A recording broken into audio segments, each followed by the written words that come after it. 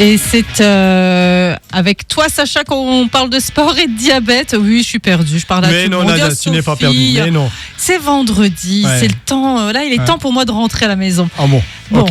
On va faire vite. Alors. Avant Je vais faire ça, vite. on va parler du sport et du diabète. Oui. Est-ce qu'on peut faire du sport avec du diabète? Oui, bien sûr, Nadia, et c'est même recommandé. Une activité physique régulière, ça permet quand même de diminuer le taux de sucre dans le sang et donc de mieux utiliser le glucose intramusculaire. Donc, il faut faire une activité régulière. Voilà. Ensuite, vous allez voir, vous allez pouvoir réguler un petit peu le dosage de l'injection de votre insuline en fonction des séances, sachant qu'en général, le sport a tendance à faire baisser la glycémie. Voilà. Est-ce qu'il y a des sports à choisir en préférence? Alors, plutôt les sports d'endurance, bien sûr, le vélo, la marche, le running, le rameur, le football, ce qu'on veut, mais aussi la musculation adaptée, c'est tout à fait possible. Par contre, tout ce qui est, on va dire, boxe, plongée, alpinisme, c'est plutôt à éviter parce qu'il y a un petit risque d'hypoglycémie. Ça pourrait être éventuellement un petit peu dangereux pour commencer. Et puis, donc, il faut surtout pas prendre d'activité très énergivore, où on dépense beaucoup de calories, où on va très haut en fréquence cardiaque. Ça, c'est plutôt à éviter au début, quand on est diabétique.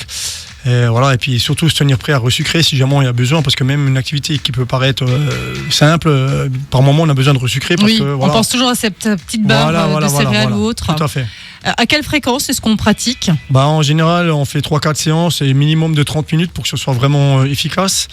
Et pour bien gérer son diabète, il est préférable de pratiquer le plus possible, c'est-à-dire tous les jours si possible, même si c'est pas très long, parce que la régularité, régularité, régularité, c'est fréquence, le truc que j'arrive pas à ce seront nos meilleurs alliés, voilà en fait, parce qu'il faut essayer de varier les efforts entre musculaire et cardiovasculaire, donc on peut faire un jour l'un, un jour l'autre, mais essayer de le plus régulier possible, même si c'est pas très long.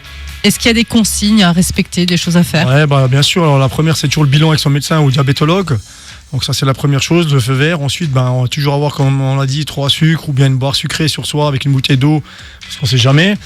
Surtout, on ne fait pas de sport à jeun, parce que ça, c'est sûr que là, ça va chuter. Et donc là, on va être en hypoglycémie. Donc pas de sport à jeun pour les diabétiques au départ.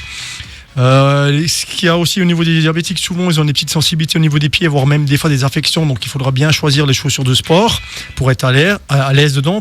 Donc ça, c'est important pour que ça soit confortable. Puis on essaie de contrôler la glycémie donc avant. Après l'effort, pendant c'est toujours un peu plus difficile, mais avant et après, on voit comment ça fluctue.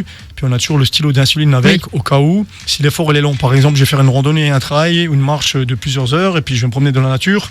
J'ai tout sur moi, au cas où, on sait jamais. Oui, surtout si on fait oui, ça c'est clair, une grande marche. Parce que même une marche qui va pas très vite, si elle se tire en longueur, à un moment donné, on peut avoir une hypoglycémie. Voilà. Est-ce qu'il y a des conseils que tu peux donner aux diabétiques débutants? En fait, je dirais surtout, faites-vous coacher au départ avant de vous lancer seul. Oui. Parce que le coach Sport Santé va quand même vous accompagner tout au long de la séance pour apprendre à gérer les fluctuations glycémiques justement et à contrôler l'intensité des efforts. Parce qu'en fonction du type d'effort qu'on fait, des fois l'hypoglycémie elle arrive plus rapidement ou pas.